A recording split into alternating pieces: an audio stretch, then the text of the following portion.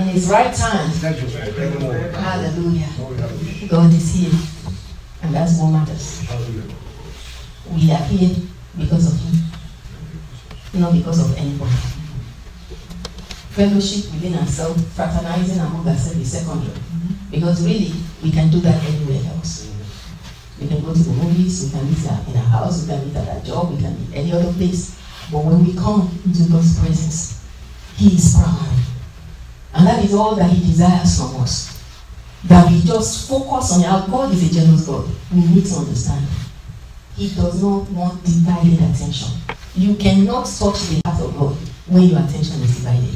And he won't speak to you if he doesn't have your full attention. We need to understand that. When we understand that, it will help us more in the place of worship.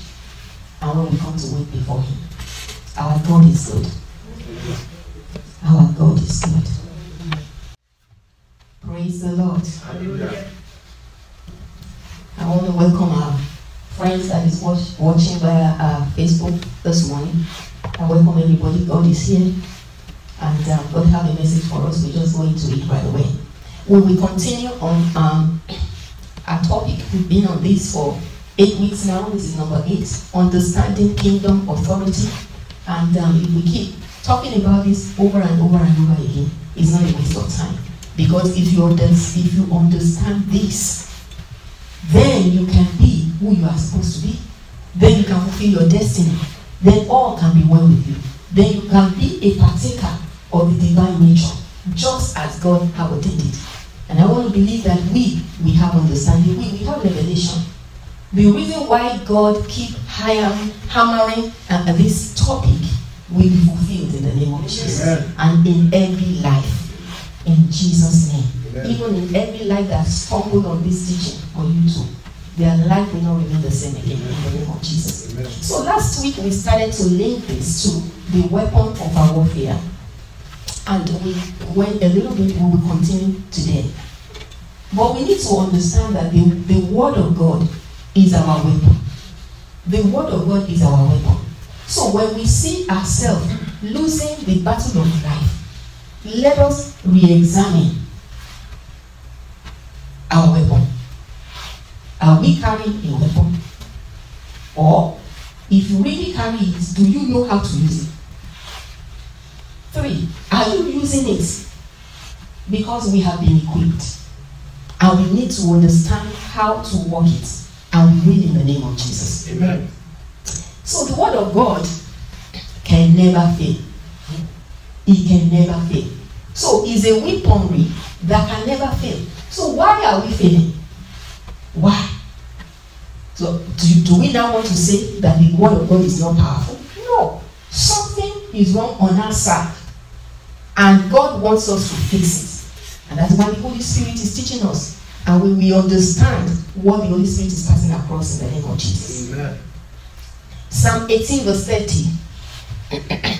Psalm 18 verse 30 says, as for God, his way is perfect. The word of the Lord is right. He is a buckler to all. Is that where your own stop? No. He is a buckler to all those that trust him. He is a buckler to all those that trust him. That is where a lot of us drop the ball. And most of us, we want it to end and is a buckler to all. Because we just want him to do everything. But unfortunately, we cannot change kingdom's principle. We all wish we can. In fact, I wish I can. A lot of times. But the earlier we get it, the better for us. You know, the children of Israel, when they were in the wilderness, they thought they can change the mind of God. They thought they can change the plan of God. They thought they can twist the hand of God. That's why when God said, go possess the land, even though before God sent them, he knew there were giants there. They said, oh no, we won't go. You just take us somewhere else, but there. God said, no, my own purpose will stand. And it's true. Even though only 2 people made it, but the purpose of God stand. So we need to begin to understand that kingdom principle cannot be changed. There is no democracy in heaven.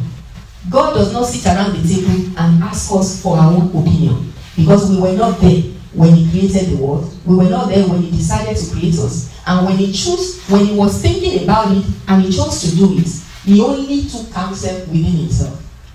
Hallelujah. He said, among the Trinity, to the Father, the Son, and the Holy Spirit, let us make man. Hallelujah. And it is still the same today. The righteousness of God stands sure. That's why the Bible says, seek ye first the kingdom of God and his righteousness. You cannot seek the kingdom without his righteousness. Because the kingdom of God is not a lawless kingdom. Even though we wish it is. Because we are so selfish and so set in our ways, we don't want to conform. We want to be able to do everything that we want to do and yet get all the benefits of the kingdom. But unfortunately, it's not wired like that. The righteousness of God stands firm. And if we're going to benefit from the kingdom, we must align with God's righteousness. His ways of doing things. His ways of doing things. He has his ways. The more of the ways of God we know, the closer we get to God. That's why the Bible said concerning Moses. He knows the ways of God. The children of Israel knew his acts. And we will in the name of Jesus. Amen. Psalm 12 verse 6. The word of the Lord are pure words, as silver tried in a furnace of fire, purified 7 times. 7 is a number of perfection. The word of God has been purified 7 times. The Bible says, let God be true, and every man be a liar. The word of God is always true. It's forever settled in heaven. It stands firm. Praise God. Amen. Matthew 24:35. Heaven and earth shall pass away, but my word shall not pass away. Praise the Lord. Amen. The word of God shall not pass away. So why is it that we give more attention to every other thing but the word? We listen to our thoughts. We listen to our environment. We listen to what people are saying.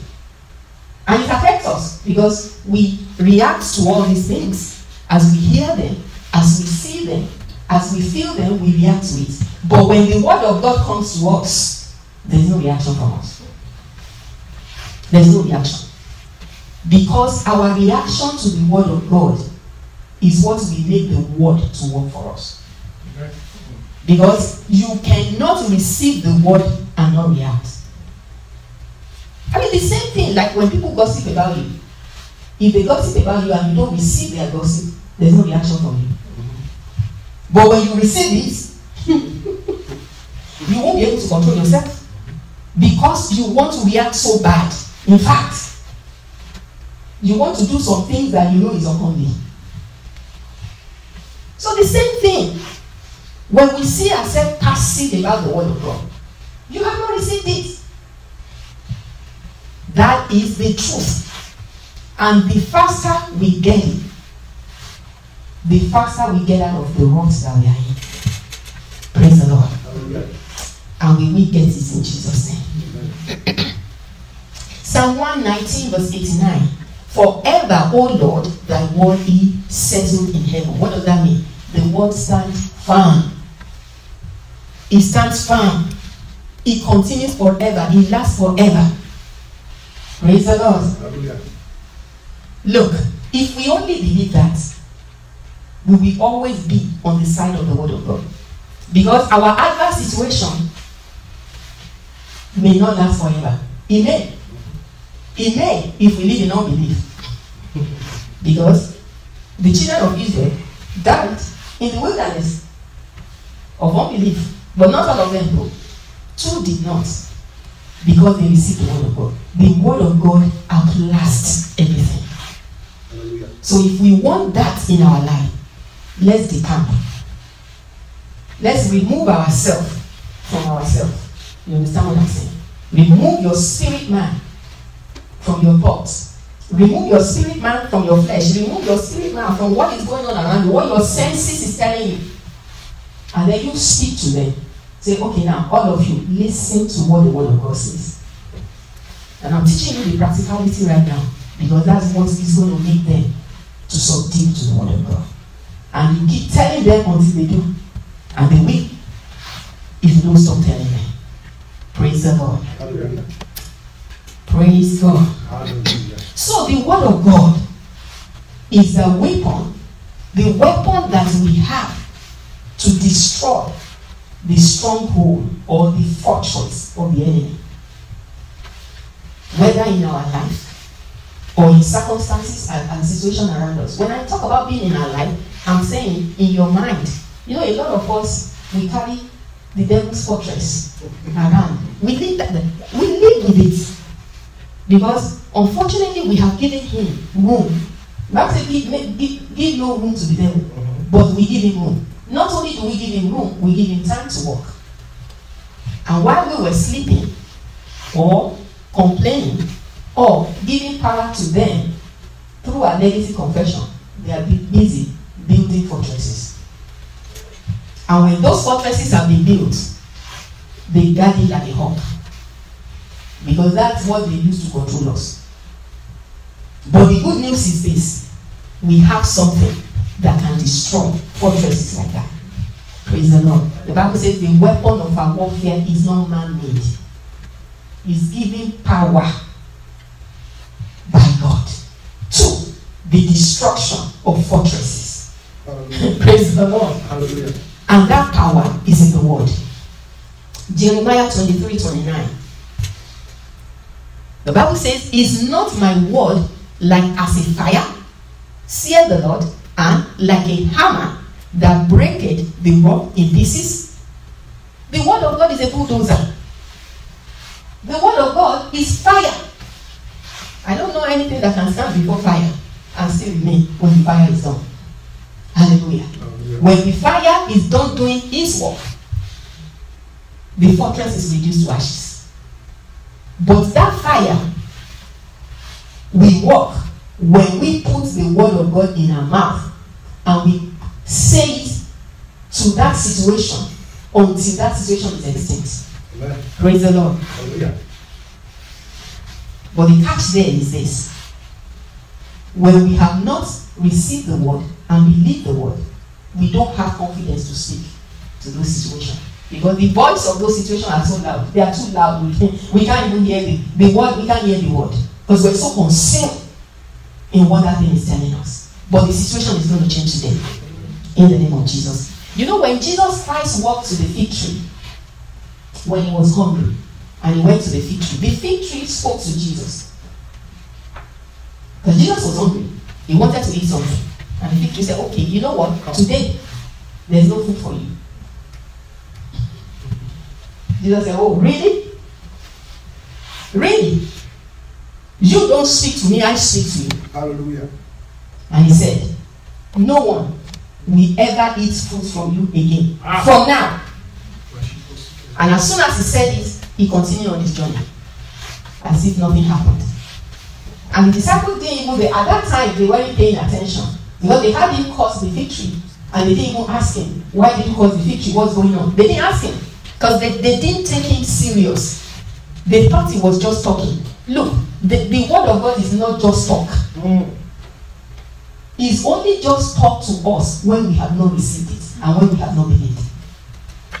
And the Bible said the next morning, they were just passing by. Jesus didn't even say anything about it. It was the disciples that saw it. They saw the tree. And they couldn't believe it. Why? Because it is supernatural. Brethren, the word of God is supernatural. We need to know that. Because if we know it, we will trust the word. The reason why we don't trust the word is we don't think it's going to work for us. We trust the archbishop more than the word. We trust the prophets more than the word. We have more confidence in anointing oil. We have more confidence in holy water. We have more confidence in the mist. The early morning mist, when they say put the bucket outside, so that the first mist that falls inside, you go and shower with it. You know, we have more confidence in all those things because we do it when they tell us to do it. But we cannot do the word. Because we don't have confidence in the word. But that is going to change. Because it is the enemy have distracted the body of Christ. And that's why, even though Jesus Christ have paid the price for us to be free, because the Bible says for this purpose, for this purpose was the Son of God manifest to destroy the works of the devil. Did Jesus fulfill his purpose? Yes. Hallelujah. So if Jesus fulfilled his purpose, why are we still sick? Why are we still oppressed? Why are we still living in distress, living in lack, living in sin?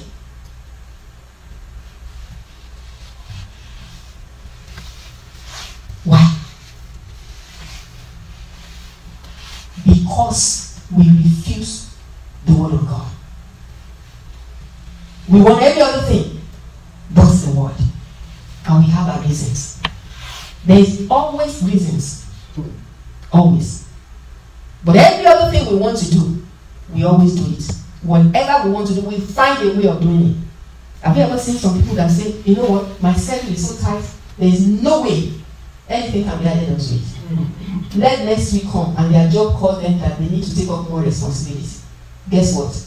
They take it up. How? The reason why I'm saying this is you will always have time to do what you want to do. Amen. Praise the Lord. The reason why we do not have time to do the word of God is because we have no esteem for the word of God. It's not important to us. It's not important. Opportunity cost. When you list everything that is important to you, the word of God is right there at the bottom. And because it's right there at the bottom, you never get to it. Because when you wake up in the morning, you do number 1, 2, 3, 4, 5, you never get to the bottom. Every day you never get to the bottom. And then we keep suffering. That ends in the name of Jesus. Amen. The word of God is fire, the word of God is hammer. If you use it long enough, you will break that fortress. If you use it long enough, it will consume that thing, you will not see it no more. Because the word of faith that is sent on an errand never returns empty. That's what the word says. If you believe the word is true. I believe the word. Hallelujah. Amen. I think somebody will say that too. I believe the word. I believe the word. No matter what I'm feeling, no matter what is going on around me, I believe the word. And even if I have tried on some things and it seems not to work, I check myself. What am I doing wrong? Because I know the word works. I examine myself, I make a list so that I will know the things that need to be listed. We need to get to that point. That is having the faith of God. Amen. Having the faith of God. Praise the Lord. Hallelujah. 2 Corinthians 10, 3-5. It says, for though we walk in the flesh, we do not walk after the flesh. For the weapon of our warfare are not carnal, but mighty through God to the pulling down of stronghold. Our weapon is power by God. So when you fight using the weapon that God has given you, you are fighting with God. God never loses a battle. Hallelujah. Praise the Lord. Hallelujah. 10. 2 Corinthians 10 from 3-5. Casting down imagination and every high thing that exalted itself against the knowledge of God, and bringing into captivity every thought to the obedience of Christ. Praise the Lord. Those thoughts that come to you that you think you cannot control, you are just sitting by yourself, you didn't invite it. As soon as everything is quiet, the thought comes to you. You don't want it, but it keeps coming. Then he said you have to get rid of it, the word of God. Don't be quiet. Why will you be quiet when something is speaking to you? Particularly when you don't like what that thing is saying. If you are quiet, it means you are in agreement. Praise the Lord. And that's why we end up reacting to it. So that's why those words come to us. They come to you, it comes to you enough, and then you start to react. Praise the Lord. So I'm giving you the practical way to deal with it right now. Anytime you sit and it comes like that, you tell the thing, listen. No, from today on, I don't listen to you thoughts. You listen to me. Tell the thoughts what the word says. But before you can do that, you need to have the word. You need to have the word that you have received and you have believed. Then the thing can listen to you. And we will see that in the word of God today, how Jesus Christ dealt with that by himself. and he won because he was ready with the word and he didn't just listen to something and start thinking about it. He said, oh, no, you listen. It is written. And just make sure that when you are speaking, whatever you are saying is written. Because that's where the power is. There is power in our mouth, no doubt about it. But the only power that is constructive in our mouth is from the word of God. Every other thing you speak from your mouth that is not the word of God is not constructive. Praise the Lord. We need the word. We need the word. It's more than willpower. It's more than that. Of course, you still need your willpower to stand. But you need the word with that determination. Okay, you can't say, okay, I won't think. No, that's not what I'm saying. That's not it. It's not going to work. You say, I will not think this thought because it is written. It is that it is written that we knock down that thought and bring it to extent. Praise the Lord. The word works. In the name of Jesus. Thank you, Jesus. So this is how we fight. This is how we win. This is how we deal with spiritual warfare in our life. So we need to understand that.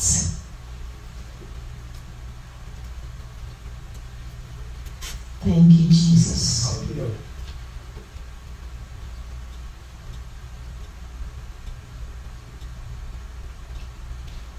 Let's look at the life of Jesus Christ as an example.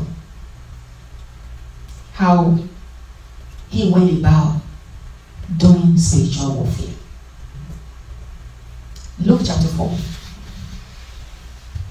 Luke chapter 4, I'm going to read from verse 1.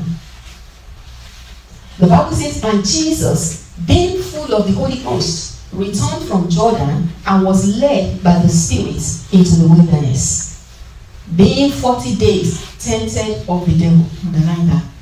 I mean, because which spiritual warfare is greater than this one? Okay?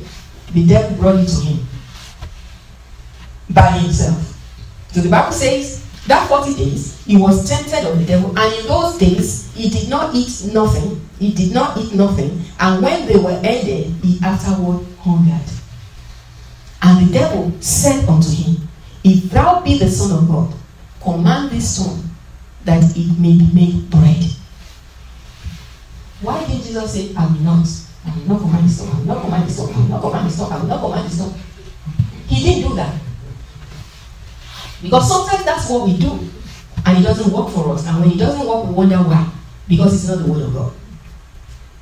Praise the Lord. Hallelujah. The Bible says Jesus answered. You must always answer.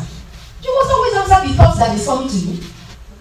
When any thoughts come to you, first of all, weigh it by the word of God. If it does not line up with the word of God, answer it. I want you to say, I will not be silent anymore. I will not be silent anymore. Because when we are silent, that's when the devil takes advantage of us. Jesus was not silent. He didn't just keep quiet and pretend like if he didn't hear anything. He answered right away. And what did he say? It is written. Hallelujah. That's where the power is. Jesus said, it is written that man shall not live by bread alone, but by every word of God. How did Jesus know that? He was born with the word of God, right? He learned it because he has stayed in the synagogue several times with his scribes, just reading the scroll. Because, at the time of Jesus, they didn't have Bible like we do. And when he went into the wilderness, we know he didn't go with any scroll, because in those days they kept it in the temple. The priests and people that go in the temple have access to it. But out of the wealth of the word of God that he has in his heart, from studying and meditation, he pulled that one out. Okay, so when you don't have any storage, and something comes to you and you don't have anything to say to it, then what are you going to do? The word of God cannot be overemphasized. And nobody can do it for you. Nobody can do it for me. I can guide. That's what I'm doing right now by preaching. You still have to do the story. We know all that. We do know it. And it takes time. It takes time. Because when we were in college, and the professor comes to class, the professor comes and teach you. If you like, go back to your dorm and don't study anymore. It will show up on the day of the exam. But most of us, we don't want it to show up because it's very important to us that we get a degree. Therefore, we put time into it. Let the word of God be that important to you. If the word of God becomes that important to you, you will start to see changes in your life. Because the word of God is more profitable than that degree that you killed yourself to get. The word of God is more important than the money that they pay us that makes us to kill ourselves by going to work every day. I'm not saying don't work, because I do. Praise the Lord. Hallelujah. I'm just saying that we need to, in the midst of the distraction that we have in this world, you need to be determined to take care of your spirit. So that's what matters. Every other thing that we're taking care of is vanity, because it's going to perish. It's going to perish.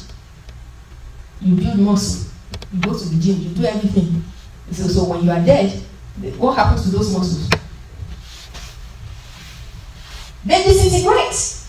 But something that is not wasted is your spirit man. Hallelujah. Let us understand the importance of building up our spirit man. For that is what endures forever. Do you want to be 6 foot tall here and be a midget in heaven? And the only thing that builds the spirit up is the word of God. But the good news is when your spirit is built up, your flesh benefits from it. Your mind benefits from it. Your environment benefits from it. Everything that you do upon the earth benefits from it. We need to understand that. Because some of us, we think that the time we spend on studying and on meditation is wasted. That's why we never invest into it. Because we don't see it as a good investment.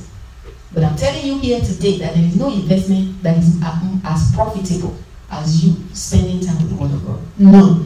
I have not seen it. Praise the Lord. Hallelujah. So Jesus Christ said, it is written that man shall not live by bread alone, but by every word of God. Satan understands that. So immediately Jesus said, I said, okay, let's move to the next one.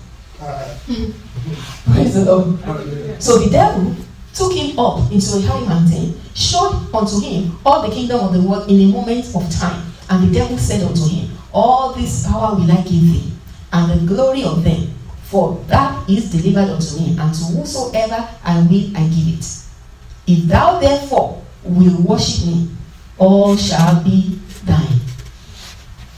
Do you know that a lot of ministers of God have fallen into this? They have fallen. They have fallen into this promise because they listen to that and they accept it and they devoid themselves from the word of God.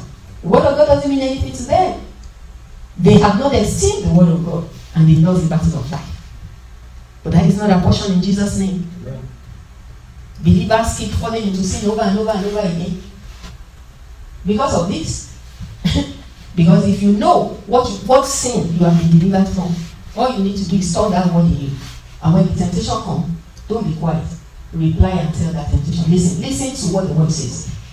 I am the word, we are one. This is where I'm standing. Okay, I'm telling you, back in the name of Jesus. You speak it long enough, it's going to leave you alone. And go and look for somebody else to tempt. Yes. If we're always having temptation, it's because we're always yielding to it. When the devil already knows that you don't use it, he will leave you for a season. Go look for somebody else that is easier. Praise the Lord. Hallelujah. Jesus answered unto him. He didn't say, I will not bow. I just won't bow. I will not bow. I will not. Is that what he said? He didn't say that. It is written, thou shalt worship the Lord thy God, and him only shalt thou serve. That's what the word says. And Jesus took that word from his heart because he didn't carry the scroll with him. You see, the importance of hiding the word of God is in the book of Psalms. He will say, I have hidden your word in my heart so that I will not do what? Sin against you. Because it is that word that comes up when temptation is around the corner. So when you look around and you see what is going on, all the chaos around you, instead of you sinking into despair, getting discouraged, frustrated, feeling hopeless, you rise up and you speak to those things. And listen, this is not what God planned for me. Look, all of you, listen to me. You start. 1, it is written. 2, it is written. 3, it is written. You say it today, tomorrow you wake up, you look at them again, say, listen, are you still here? You must see. 1, it is written. 2, it is written. if I see you tomorrow, you wake up tomorrow again, you do the same thing. You do it until you don't see it anymore. That is the fight of faith. Amen. Praise the Lord. Hallelujah. Faith is not nothing. Faith is work, is action, is done. Praise the Lord. Hallelujah. So after that, he said, okay, let me try something else. And he brought him to Jerusalem because Jesus kept saying it is written. He said, okay, I will give you another. I will tell you something that is written so that you will do it. You know, the devil, sometimes he does this. That's why people, when they want to do anything, they can find it is written in the word of God. To his said, to support themselves. Satan started it all, and he's the one that's giving them those wisdom. But definitely those wisdom is not from heaven. The Bible says this is devilish, the wisdom of this world. Satanic wisdom. You're operating in the body of Christ. The devil is a liar. Amen. The Bible says he took him to Jerusalem and set him on the pinnacle of the temple and said unto him, if thou be the Son of God, cast thyself down from hence, for it is written. He said, okay, if the only thing you will do is what is written, let me give you something that is written so that you can do it. But you need to know that this it is written is coming from the mouth of the devil. The word of God that we will obey is instruction that comes from the Holy Spirit and from God himself. Praise the Lord. Hallelujah. There's nothing wrong with turning the stone to bread if the Lord says do it. But when the instruction is coming from the enemy, then it's not God. A lot of us are even doing some things that seemingly look good, but we are doing it out of our own ambition. Let me put it that way. Okay? God is not telling us to do it. God is not giving you instruction. Your ambition is pushing you to do something that appears to be seemingly good. Because Satan has whispered in our ears, it is written. Praise the Lord. Hallelujah. But when we develop our spirit man, we will be able to discern when Satan is whispering, it is written to you. You will know that this is not God telling me to do this. I don't have any business doing it. It might appear good, but it's not God telling me to do it. Okay, so Satan said to him, it is written, he shall give his angels charge over thee to keep thee, and in their hand they shall bear thee up, lest at any time thou dash thy foot against a stone. Is that written or not? Yes, it is. It's the word of God, right? Satan quoted the word of God. But God did not say go and jump off from the cliff. What the Bible is saying here is when you find yourself in danger, not the one that you created by your own hand. Praise the Lord. I remember somebody in Nigeria that went to jump into the lion's den because he said God delivered Daniel. Daniel did not jump into the lion's den. They threw him there. In fact, he didn't want to be thrown there. He didn't want it. God delivered him. The three evil children, they didn't want to be thrown in the fire. They were thrown in the fire against their will. And God delivered. So don't see fire and say, okay, because Meshach, Shadrach, and Abednego did not have fire, even they didn't even smell smoke, then you go and walk into fire. I'm sorry. We cannot do that. That's not what we're talking about right now. The devil is a liar. Jesus answering said unto him, thou shalt not tempt the Lord thy God. I'm not going to do it. And then after that, verse 13. When the devil had ended all the temptation, he departed from him for his season. I want you to underline that. For his season. I want you to underline that. Number one, the Bible says he ended his temptation. He ended his temptation. Every temptation that comes in your life, there is an end to it. That's what I'm trying to say. The only time it does not end is when you come in agreement with the devil. When if you now become a partner to the devil, you are linked with him and it's not going to go. But if you keep doing what Jesus did, an end is going to come. And he's going to have to depart. But we all see that he departed for a season. So why do we always think that God doesn't love us? Because we're going through temptation. Did God love Jesus? I want you to process that in your mind. Did God love Jesus? Yes. Of course. They are one. And yet, he was tempted. The Bible says a disciple cannot be greater than his master. You cannot live upon the earth without temptation. Jesus is our master. We are his disciples. We cannot be greater than him. He was tempted and then we won't be tempted. The Bible says it is enough that a disciple will be like his master. Hallelujah. So I'm just telling somebody today, that anger that you have against God, drop it. Amen. And go and repent. Because when you are angry against God, you are just hindering yourself. You can't get anything from him. He's the source of all things. Deal with your temptation. Deal with it. Deal with it like Jesus have taught us to do it. He's our example.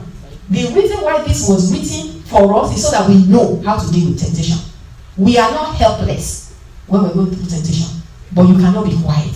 You can't be quiet. You cannot coil up in a fetal position and be weeping. Jesus did not weep here. So stop the tears. And don't tell me I don't understand. Okay, because sometimes when you talk like that, then they will say you don't have empathy. But this is the truth right here, because if I tell you to keep crying, then I'm not helping you, because you are just making yourself more vulnerable. You think the devil cares about your tears. In fact, when you are shedding tears, he gives him more power. You will go and call more demons. You say, come and see, he's lying down and call up. Let's jump on him again. So they will be stomping on you. And there's a Yoruba proverb that says when something big slam you down and you are on the floor, small things that wouldn't overcome you, they will come and rest. The devil is a liar. That's what happens to a lot of Christians. You're going through temptation, instead of you to do the right thing, you fall on the ground and lay down there. Then these small things will come too. And before you know it, you will say, how did I get here? You will know how you get here. Get up! That's what I'm telling you now. Wipe your tears. Amen. Go to the word of God. Put it in your heart. Start saying it is written. Hallelujah. That is how to overcome temptation. Because this is straight from the word of God. This is not a story from anywhere but the word. Jesus did it like that. If you do it like that, it will work for you. Amen. Get up from the dust. Dust yourself off. Wipe your tears. Take your weapon. Fight. Because when you fight, you win. When you don't fight, you lose. Praise the Lord. Hallelujah. I want you to say, I will fight. I will fight. And I've won already. And the Bible says we are more than conquerors. Hallelujah. We won. All you need to do is fight. Yes. How about that? God already tells us the outcome before we even face the battle. Just do it. Praise God. Hallelujah. Thank you, Jesus. So the devil ended the temptation and he departed from him for a season. And the Bible says in verse 14, and Jesus returned in the power of the Spirit in Galilee, and there went out a fame of him through all the region and about. Let me tell you something. Your experience does not make you. Your temptation does not make you. The word of God is what makes you. If you receive it and you continually walk in it, in spite of what Jesus went through, the Bible says he did what? Return in power. Return in power of the Spirit. Don't think that, because I've gone through this, because I've gone through that, then it's taken away from me and will never. Is a lie. Whatever God has written concerning you, as long as you receive it, as long as you agree with it, it comes to pass. In fact, temptation really makes us stronger. That's what the Bible says. The Bible says you will be complete and entire, wanting nothing. Hallelujah. Rejoice in tribulation. That's what the Bible says. The Bible didn't say when you have tribulation, be weeping and crying. Rejoice. Because we know the end of it. The only reason why we can't rejoice is because we have listened to the devil that have told you your own is finished. Yeah, so you see, this is box stop. This is your final box stop for you. Your life is finished. And then you believe that. Is that what the word says? No. Hallelujah. Let's arouse with the word of God in our mouth and speak to that and say, listen, it is written. I will not listen to you anymore. I've listened to you long enough. Not anymore. The tide is changing. Hallelujah. Yeah. Praise the Lord. Hallelujah. Let us hold captive the things that have held us captive all these years and bring them into subjection of the word of God. So you obey the word of God, for it is written. They don't want to, you force them. How do you force them? By saying the word of God to them again and again. That word will hammer them into obedience. Praise the Lord. The word never fails. And then I want us to read a verse of this same report in the book of Matthew, because there is something there that I want to bring out. Matthew chapter 4, verse 11. Because Matthew also, from verse 1, recorded what happened in the wilderness. Verse 11. The Bible says, "Then the devil delivered him, and behold, angels came and ministered unto him." Have you underlined that also in your Bible? Angel came and ministered to him. In the record about our Lord Jesus, only 2 places was recorded where angels ministered to him. One, this one. The 2 is in the Garden of Gethsemane. And in the Garden of Gethsemane, it was so graphic because they made us to understand that he was in such an agony that it was the sweat that was coming out of his body was blood. Okay, so now you can imagine that this fight of faith is not done passive. That's what I'm bringing across to you right now. So if the angels have to come to minister to the Lord Jesus, our Lord and Savior and Master, it means that he had done something strenuous, really. Right? He fought and he won. I'm just telling you, brethren, please, you must fight. Hallelujah. You must fight. You must fight. Don't say, "Oh, thus saith the Lord, be still and know that I am God." Yes. Yes, be still means don't handle it the carnal way. That's what that means. Because when God said it to the Israelites, did they stand still? Because we need to remember where that word came from. Because sometimes the enemy twists the word of God in our mind to cause us. When God said to the Israelites, "Be still and know that I am God," that was when they crossed the Red Sea. Why did they cross the Red Sea? They should have stood and not move forward. If what God was actually saying is don't move. What God was telling them when he said, "Be still," is that stop worrying. Stop, because some of them were already jumping up and down and rolling on the floor because their end has come. The enemy is going to kill them, kill their children. They were already panicking and crying and demonstrating emotions. God said, quit all this negative emotion. Quit it. So what God is saying to you this morning or this afternoon, quit your negative emotion. Hallelujah. Stop your crying. Stop your stomping your feet on the floor. Stop holding your hand with your head. You know. Stop bowing down your head with shame and despair. Stop the feeling of hopelessness. Be still and know that I'm God. You mean stop your physical emotion, your thoughts, your mind, your emotion, your flesh. Let it stop running you. Step into the word of God. Obey what I have said for you to do. Because the Lord said to Moses, "What do you have in your hand? Stretch it." And as soon as he stretched it, the sea opened, and guess what? They did what they ran. I'm telling you, how can you be still and be running at the same time? Hallelujah. That's what God is saying. Quit ye like men. Fight. Give it what it takes. Whatever it takes. That's what I'm saying. Because it took Jesus to fight so hard that when he was done, angels had to come and minister to him. You do not have any reason to stop. That's what I'm saying. Don't give yourself any reason to stop. And listen, practically, sometimes you feel like giving up. Sometimes you feel like stopping. But what I'm saying is not an option. It is not. Jesus did not stop until the devil left. He didn't stop until the devil left. And it took something from him to the point that he needed to be ministered to. Somebody say, "I'm not stopping." I'm not stopping. In the name of Jesus. We have put our hand in the plow and not looking back. We are fighting the good fight of faith. We are fighting until the enemy leaves. And then when you win that one, it's going to come back. Don't worry. It comes, you win again. It comes again, you win. It comes, you win. That's our life. That's the life we live while we are still here upon the earth. Just receive it because it's the truth. So don't be crying in your room as if something strange. The Bible says, "Why do you think that your life's affliction is a strange thing?" It is common. It is expected. But what we need to deal with it have been given unto us. Amen. Praise the Lord. Hallelujah. Thank you, Jesus. Hallelujah. Thank you, Lord. For this purpose, the Son of God was made manifest, that he might destroy the works of the devil. So the works of the devil is already destroyed. Let's just fight. Romans 8, from verse 35. The Bible says, who shall separate us from the love of Christ? Shall tribulation, or distress, or persecution, or famine, or nakedness, or peril, or sword? Listen to me. So you think Jesus don't love you anymore because you have tribulation? Or Jesus hates you because you are in distress? Jesus hates you because you are being persecuted? Jesus hates you because of famine, because you are naked, or peril, or there is a sword? No! The love of God for us is constant, irrespective of what is going on around us. Verse 36 says, as it is written, for thy sake we are killed all the day long, we are counted as sheep for the slaughter. Look at verse 37. Nay, in all these things, we are more than conquerors through him that loves us. Hallelujah. Amen. This is one scripture you must know by heart.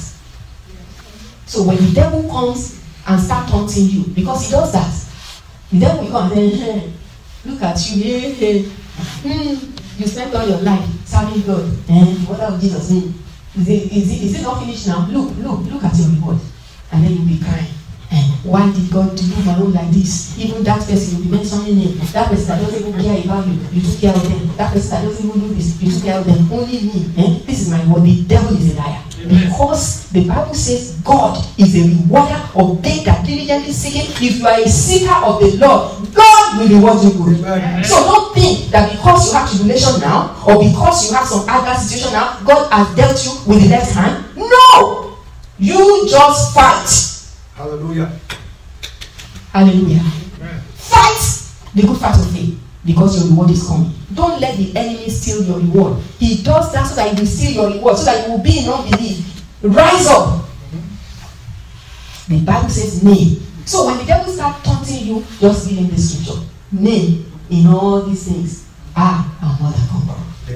Hallelujah. You don't need to tell me what you're telling me. I see it, so I say, I see it's happening. But I believe the word of God. I believe the promise of God. I believe what God has said. Nay, in all these things, I am more than conqueror. Praise the Lord. Revelation 12:11 says, they overcame him by the blood of the Lamb and by the word of their testimony. Hallelujah.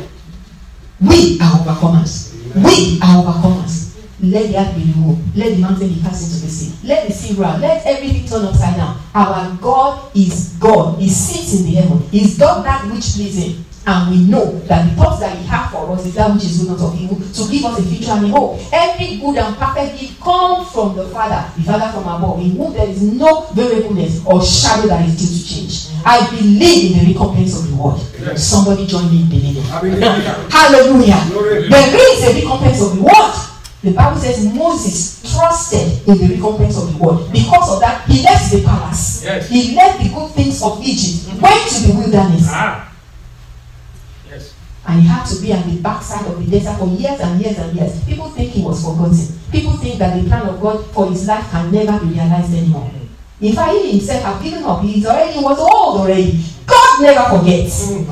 At the backside of the desert, God found him. I don't care where you are. God knows where you are. Amen. He will find you. Amen. If you hold on to him, if you trust him, if you believe in him, he brings to pass his purpose. He is not a man that he should lie. He is not a son of man that he should repent. Have he said, will he not do it? Have he spoken, will he not make it? In fact, he watches over his word to bring it to pass. The Almighty, Almighty. Hallelujah. We arise from a state of unbelief because the devil is having a feast in the house of God because we are all resting, sitting with our head bowed down in unbelief. No more. Praise the Lord. Hallelujah.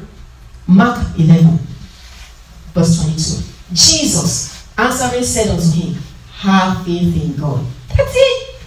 Have the faith of God.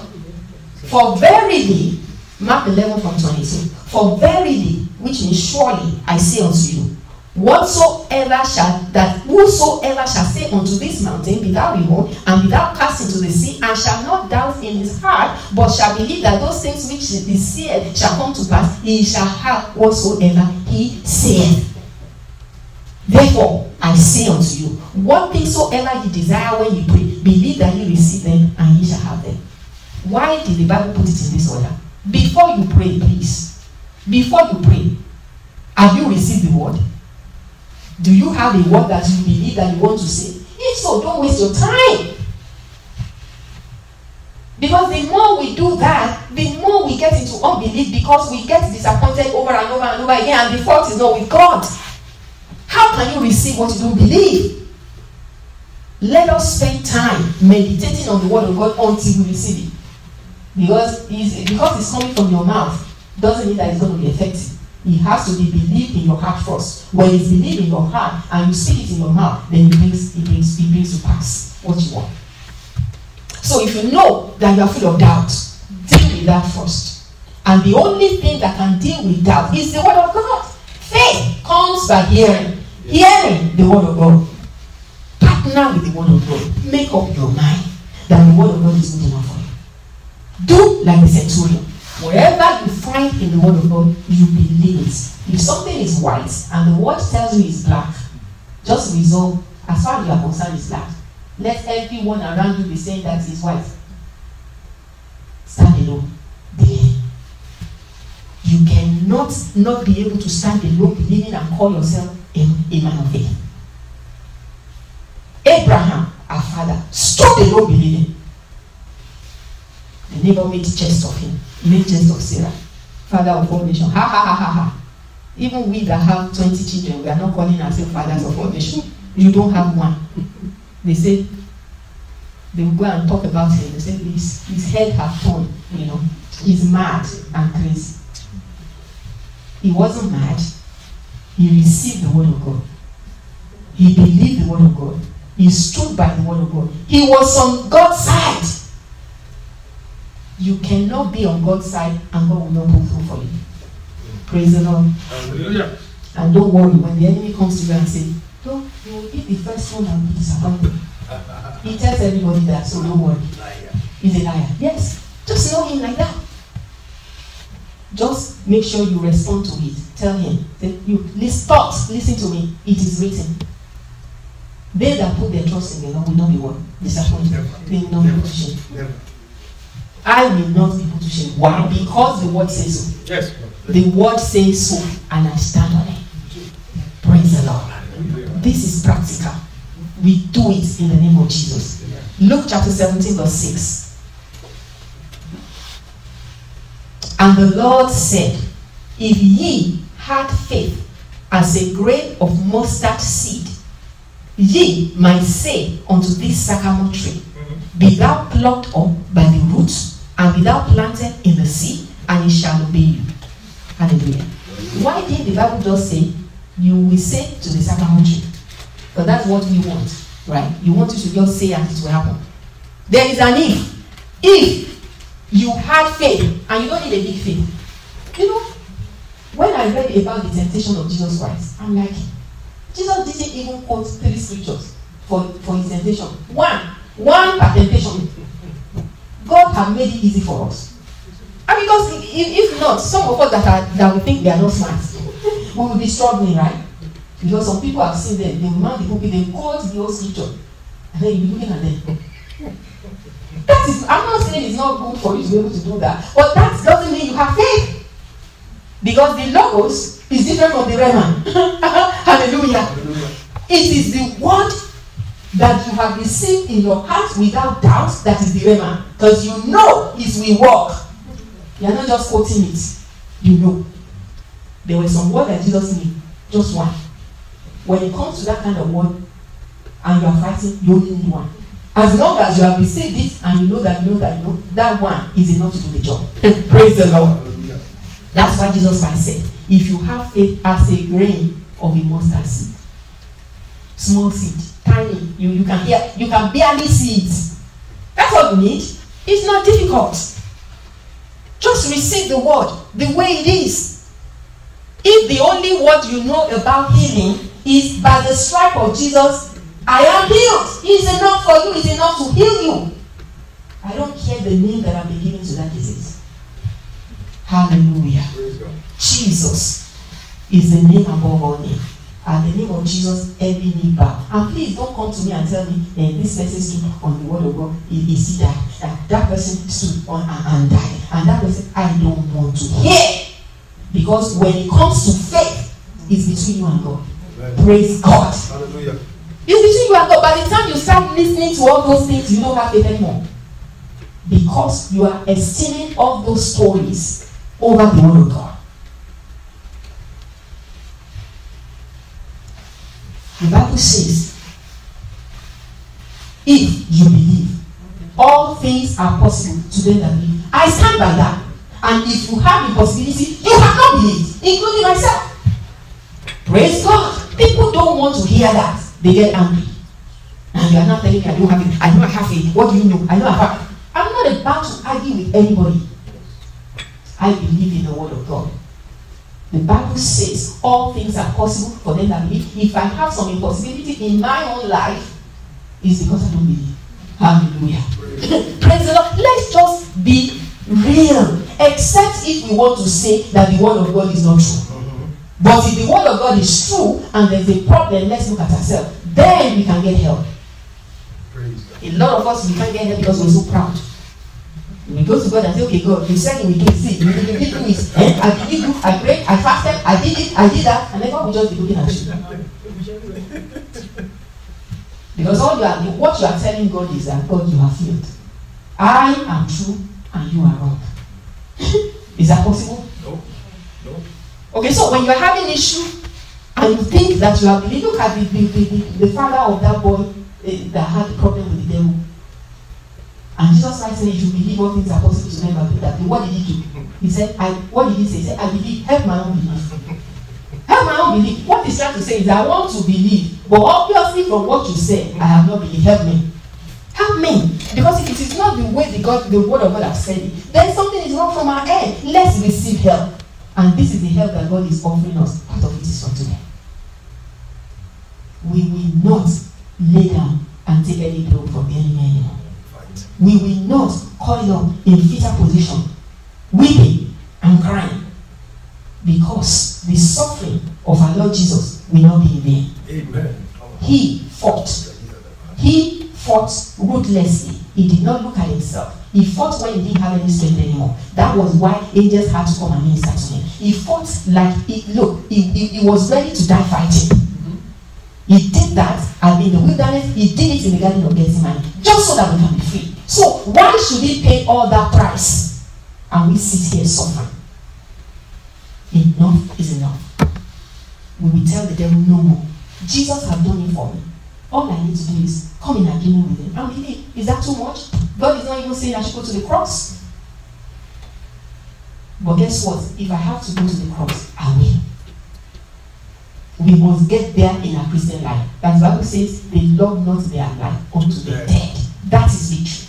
Praise the Lord. Let's stand on our feet.